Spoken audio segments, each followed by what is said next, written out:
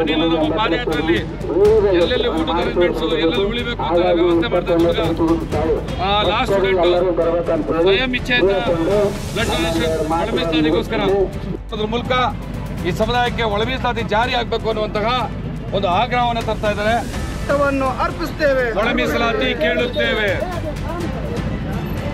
ಭೀಮ ಸೈನಿಕರು ಈಗಾಗಲೇ 6 ದಿನಗಳಿಂದ ನಿರಂತರ ಶ್ರಮ ವಹಿಸಿ ಪಾದಯಾತ್ರೆ ಮಾಡಿರ್ತಕ್ಕಂಥ ನಮ್ಮ ಭೀಮ ಸೈನಿಕ ಮುಂದಾಳತ್ವ ವಹಿಸಿಕೊಂಡಿರ್ತಕ್ಕಂಥ ನಮ್ಮ ಪ್ರಭುರಾಜಣ್ಣ ಇವಾಗ ಕಾಂಗ್ರೆಸ್ ಸರ್ಕಾರಕ್ಕೆ ರಕ್ತವನ್ನು ಅರ್ಪಿಸ್ತಾ ಇದ್ದಾರೆ.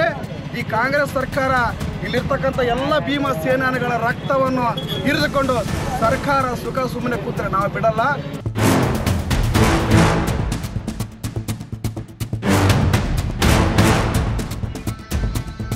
ಇಲ್ಲವಾದರೆ ನೀವು ಸಾಮಾಜಿಕ ನ್ಯಾಯದ ವಿರೋಧಿಯಾಗ್ತೀರಿ. ಹಾಗೆ ಇಡೀ ಕರ್ನಾಟಕ ರಾಜ್ಯದ ಮಾದಿಗ ಸಮಾಜದ ವಿಲನ್ ಆಗಿದ್ದೀರೋ ಬೇಕಾಗ್ತದೆ. ನಿಮ್ಮ ವಿರುದ್ಧ ಪ್ರತಿಭಟನೆ ಮಾಡೋದು ನೀವು ಬಂದಂತ ಎಲ್ಪೇಡಿ ಬಂದಾಗ ಆವಾಗ ನೀವು ನನ್ನನ್ನು ಕರೆದು ಒಂದು ಮಾತು ಹೇಳಿದ್ರಿ. ನಿನ್ನ ಹೆಸರೇನಪ್ಪ ಅಂತ ಕೇಳಿದ್ರಿ. ಸರ್ ನನ್ನ ಹೆಸರು ಸಾಮ್ರಾಟ್ KR ಉಮೇಶ್ ಅಂತ ಹೇಳಿದಾಗ ನೋಡಪ್ಪ ನಾವು ಈ ಚುನಾಯಿತರಾಗಿ ಅಧಿಕಾರ ಹಿಡಿದು 1 ತಿಂಗಳಾಗಿದೆ. ನೀವು ಪೂಜೆ ಮಾಡುವ ಬುದ್ಧ ಬಸವ ಅಂಬೇಡ್ಕರ್ ಮೇಲೆ ಆಣೆ ಮಾಡಿ ಹೇಳ್ತಾ ಇದ್ದೇವೆ, ಈ ಒಳ ಮೀಸಲಾತಿಯನ್ನು ಜಾರಿಗೊಳಿಸುತ್ತೇವೆ ಅಂತ ಅವತ್ತು ಪ್ರಮಾಣ ಮಾಡಿ ಹೋಗಿದ್ರಿ.